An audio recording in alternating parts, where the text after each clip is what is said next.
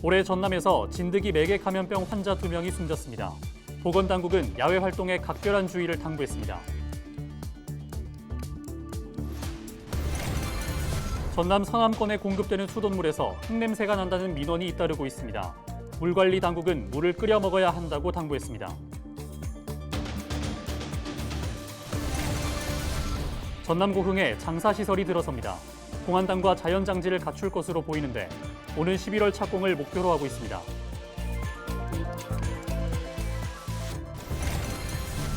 국내산 체리가 고소득 작물로 인기를 얻고 있습니다.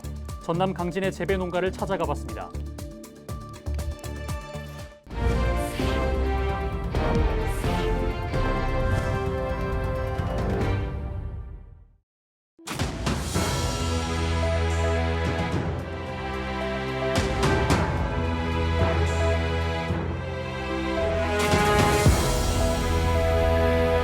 시청자 여러분 안녕하십니까? 헬로티비 전남뉴스입니다. 올해 전남에서 진드기 매개 감염병인 중증열성 혈소판 감소 증후군 환자 2명이 숨져 보건당국이 각별한 주의를 당부했습니다. 전남보건환경연구원은 지난 4월과 이달 3일 각각 해남과 순천의 80대 여성이 중증열성 혈소판 감소 증후군 질환을 앓다가 숨졌다고 밝혔습니다. 해당 증후군은 주로 야외 활동 과정에서 진드기에 물려 감염되는 것으로 고열이나 구토, 설사 등 소화기 증상이 나타나는 것으로 알려졌습니다. 장흥댐에서 취수한 물에서 흙냄새가 심해 주민들의 불편이 이어지고 있습니다.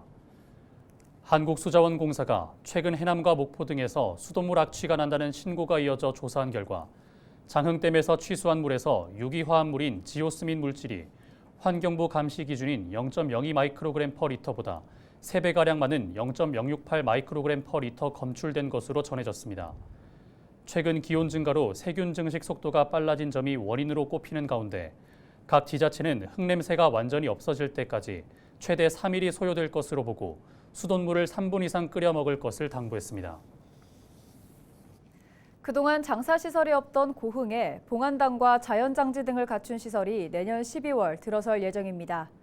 고흥구는 호영리 일대에 축구장 8개를 합친 면적의 군립하늘공원을 조성해 1,800기를 안치할 수 있는 봉안당과 자연장지, 사이버 추모관 등을 갖출 계획이라고 밝혔습니다. 고흥구는 최근 원자재 가격 상승 등을 고려해 당초 90억여 원이던 사업비에서 100억여 원을 추가로 확보한 상태로 오는 11월 공사를 시작할 예정입니다. 아열대 과일인 체리의 소비가 늘면서 국내에서는 체리를 재배하는 농가가 부쩍 늘고 있습니다. 전남 강진은 체리를 지역 특화 작물로 선정한 이후 꾸준히 재배 농가를 늘려가고 있는데요.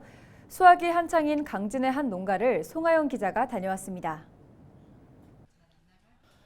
시설 하우스 안 나무 200그루가 한데 모여 있습니다. 유럽과 미국 등이 원산지인 체리나무입니다. 잎사귀 사이로 붉은 빛을 자랑하는 열매가 주렁주렁 달려 지난달 말부터 본격적인 수확에 들어갔습니다. 지난 2017년부터 체리 재배를 시작한 이 농가는 묘목을 심은 지 5년 만인 지난해 처음으로 수확하기 시작했습니다. 5년차 되어야 이렇게 열리기 시작하는데 그래서 1년, 2년간 시간이 많기 때문에 모든 정보를 다 공부를 했어요. 이곳에서 수확되는 체리의 양은 1톤 정도. 지역 로컬 매장 등에 유통되는데 1kg당 2만 원에 팔리고 있습니다. 체리는 포도 등 다른 과일에 비해 수확 시기가 짧은 점이 특징입니다. 상대적으로 노동력은 덜 들면서 안정적으로 소득을 유지할 수 있어 강진에서는 지난 2017년 단 한 곳의 농가에서 6년 새 24농가로 늘었습니다. 강진군 농업기술센터는 2030년까지 체리 재배 농가를 50곳으로 확대한다는 계획. 농가와 전문 연구사를 잇는 체리 연구회를 활성화하고 과일이 터지는 피해를 막기 위해 비를 가리는 시설 등을 지속적으로 지원할 방침입니다. 소비성이 풍부해서 생산을 좀 많이 해도 판매하는 데는 전혀 지장 없는 작물이죠. 사업 수요가 있다면 최대 한 50농가까지 늘려서 우리 전남이나 아니면 전국의 소비자들에게 맛있는 체리를 보급할 수 있도록 그렇게 노력해 보겠습니다. 높은 일조량과 온화한 기후로 체리 재배 적격지로 꼽히는 강진. 앞으로 체리가 새로운 고소득 작물로 자리 잡을 수 있을지 주목됩니다. 헬로티비 뉴스 송하영입니다. 주말에 발생한 사건 사고를 살펴보는 순서입니다. 전남은 고흥에서 낚시객이 바다에 빠져 숨졌고 여수에서는 교통사고로 4명의 사상자가 발생했습니다. 고정민 기자가 보도합니다. 빨간 구명조끼를 입은 구조대원이 물에 빠진 남성을 구조합니다. 해경은 이 남성을 경비정으로 옮긴 뒤 응급처치에 나섭니다. 지난 11일 새벽 5시 20분쯤 전남 고흥의 한 갯바위에서 낚시를 하던 60대 남성입니다. 바다에 표류하던 남성은 병원으로 이송됐지만 끝내 숨졌습니다. 여수해경은 갯바위 주변이 미끄러운 탓에 낚시객이 발을 헛디뎌 바다에 빠진 것으로 보고 있습니다. 당시 이 남성은 구명조끼를 착용하지 않았습니다. 승용차 한 대가 잔뜩 찌그러졌습니다. 지난 10일 오전 11시 반쯤 여수 신월동의 한 도로에서 승용차 2대가 충돌한 겁니다. 이 사고로 승용차 한 대가 전신줄을 들이받으면서 운전자 1명이 숨졌습니다. 다른 차량에 타고 있던 운전자와 동승자 등 3명은 부상을 입었습니다. 당시 두 차량은 나란히 달리다가 옆면을 부딪히면서 사고로 이어진 것으로 추정됩니다. 경찰은 정확한 사고 경위를 조사하고 있습니다. 화재도 잇따랐습니다. 10일 날 4시쯤 해남에선 3톤급 FRP 선박에서 불이 나 위치 추적 장치와 선체 일부가 망가졌습니다. 비슷한 시간 신안 지도에선 정규적 요인으로 추정되는 화재가 나무로 만든 창고에서 발생해 재산 피해를 입었습니다. 오후 5시 40분쯤 순천에선 태양광 설비와 연결된 배터리가 폭발했지만 인명피해로 이어지진 않았습니다. 헬로티비 뉴스 고정민입니다. 매년 여름이면 태풍과 집중호우 걱정을 빼놓을 수 없습니다. 특히 도심에서는 침수 피해가 사망사고로 이어져 우려가 더욱 큽니다. 부산에서는 올해 전국에서 처음으로 도시침수 통합정보 시스템이 도입됐고 인명피해를 막기 위한 대책이 대폭 강화됐습니다. 어떤 내용인지 안수민 기자가 보도합니다. 지난해 8월 비가 쏟아지던 서울 서초동 거리에서 남매가 매돌 안으로 빨려 들어가 사망했습니다. 같은 달 신림동에서는 침수된 반지하 주택에 갇힌 장애인 일가족 3명이 참변을 당했습니다. 한 달 뒤 경북 포항의 한 아파트에서는 태풍 흰남노로 침수된 지하 주차장에서 주민 7명이 숨을 거뒀습니다. 지난해뿐만이 아닙니다. 2020년 여름 부산에서는 초량 지하차도가 침수돼 차에 갇혀 탈출하지 못한 시민 3명이 목숨을 잃었습니다. 침수 위험성을 미리 알고 대비할 수 있다면 사고 가능성도 낮출 수 있지 않을까. 부산시가 올해 5월 공개한 도시침수 종합정보 시스템은 부산의 지역별 과거 침수 기록, 또 변화한 환경을 종합해 비가 내리는 양에 따른 침수 위험 정도를 알려줍니다. 시민 누구나 컴퓨터나 휴대전화로 시스템에 접속하면 지도 위에 표시된 색깔로 현재 내가 있는 위치에 침수 위험성을 알 수 있습니다. CCTV로 실시간 현장 모습을 살펴보고 가장 가까운 대피소와 대피 경로를 파악하는 것도 가능합니다. 강수량 등 기상 정보는 물론 변화하는 도로 통제 상황에 대한 정보도 종합적으로 확인할 수 있습니다. 기존에 시민들께 알려드리던 SMS라든지 재난 방송 이런 것들은 수동적으로 받아보는 방식인데 비해서 이 시스템 같은 경우는 시민들께서 직접 들어와가지고 능동적으로 정보를 볼 수 있도록 제공을 한다는 게 가장 큰 취지고요. 아직 시작 단계인 만큼 보완해야 할 부분도 남아 있습니다.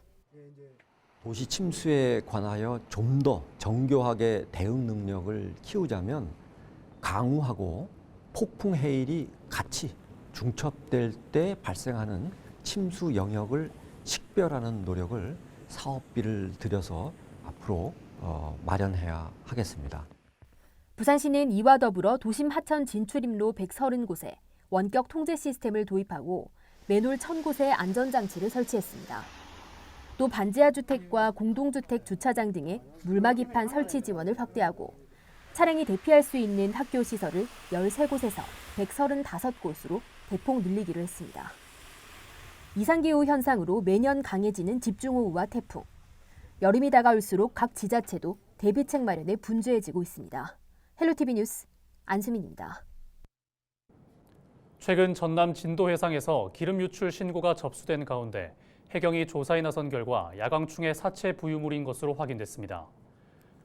목포해경은 지난 9일 낮 12시 20분쯤 진도 맹골도와 서거차도 인근 해상에서 폭 2m, 길이 4.5km의 검은 띠가 발견돼 조사를 벌인 결과 야광충이 섞인 식물성 플랑크톤으로 판명됐다고 설명했습니다. 야광충은 수온이 높아지는 시기에 번식량이 급증하는 것으로 알려졌습니다. 전남에서 생산된 1,000만 달러 규모의 전복이 앞으로 3년 동안 일본으로 수출됩니다.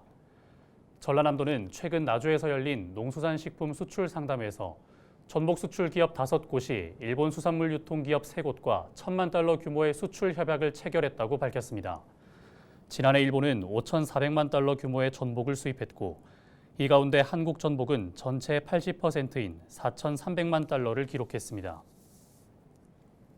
목포시가 2023년도 1분기 자동차세 7만 1천여 건에 대해 8,950억 원을 부과하고 성실한 납부를 당부했습니다. 올해 목포시의 1분기 자동차세는 모두 7만 1,138건, 8,950억 원 규모로 연납 신청자는 대상에서 제외됩니다.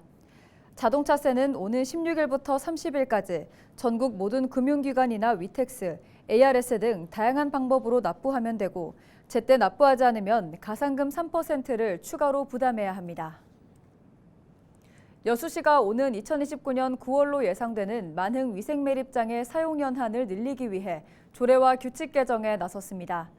여수시는 2030년 이후 가연성 폐기물 직매립이 금지되는 만큼 폐기물 반입 금지 조건을 강화하는 등 관련 조례와 규칙을 개정할 방침이라고 밝혔습니다.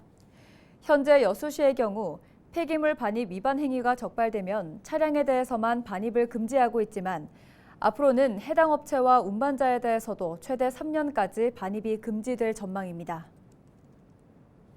노관규 순천시장이 파리를 방문해 사람 중심의 도시 모델 구상에 나섰습니다. 노 시장은 최근 유럽 일정 가운데 파리 샹젤리제 거리와 센 강변도로 등을 찾아 자동차보다 자전거, 도보를 우선시한 도시 공간의 중요성을 강조했습니다. 그러면서 지속 가능한 도시를 만들기 위해 정원 박람회 이후 도시 계획과 예산 투입의 경우 도심 확장보다 상권 활성화와 대중교통 이용 확대 등에 집중할 방침이라고 밝혔습니다. 이달 30일부터 다음 달 2일까지 강진 보은산 일원에서 수국길 축제가 열립니다. 이번 축제에서는 수국을 활용한 전시를 비롯해 물놀이 체험 행사와 숲속 음악회, 리마인드 웨딩 등 다양한 프로그램이 진행됩니다. 강진구는 행사 기간 주로 가족 단위 관광객이 방문할 것을 고려해 V랜드 물놀이를 한시 개장하고 파도를 형상하는 대형 그늘막을 설치하는 등 다양한 즐길 거리를 제공할 방침입니다. 진도군이 향토 음식점 13곳을 선정하고 지역을 찾는 방문객들이 손쉽게 검색할 수 있도록 지원하기로 했습니다.